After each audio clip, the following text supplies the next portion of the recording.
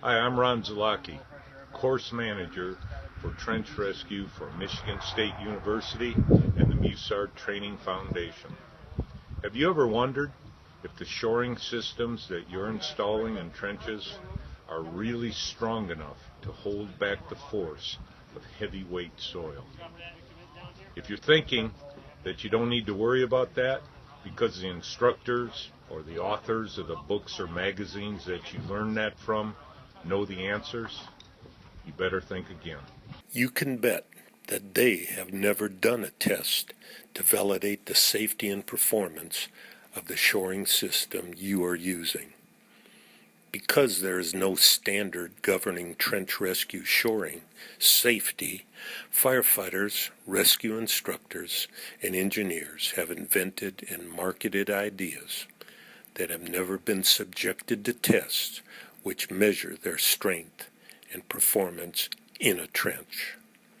Some of these systems are so poorly designed that they can barely resist the activation forces of properly installed struts. Others would simply not be capable of resisting the pressures of the soil they are installed in. As a rescue technician or an instructor, you are responsible for the safety of everyone working in and around the trench. That is an awesome responsibility. The rescuers who are climbing into a trench that you have just shored are counting on you to guarantee that the system is stronger than the soil forces. They're entitled to know that a minimum safety factor has been achieved. The only way to validate the safety of a trench rescue shoring system is to test it under trench rescue conditions. That means taking the entire system to failure in a trench, not in a laboratory, and not using computer software.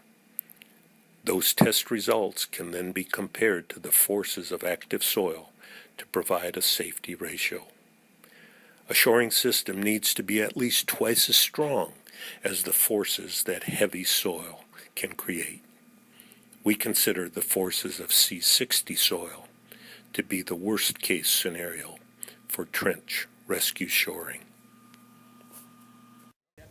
At the FDIC presentation of trench rescue shoring, our dirty little secret, you will recognize the differences between trench construction shoring and trench rescue shoring.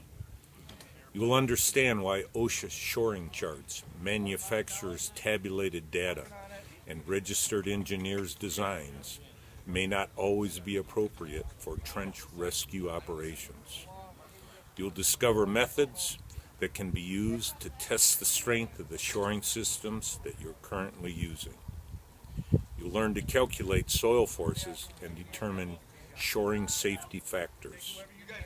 And you will participate in the development of a criteria for a trench rescue shoring standard.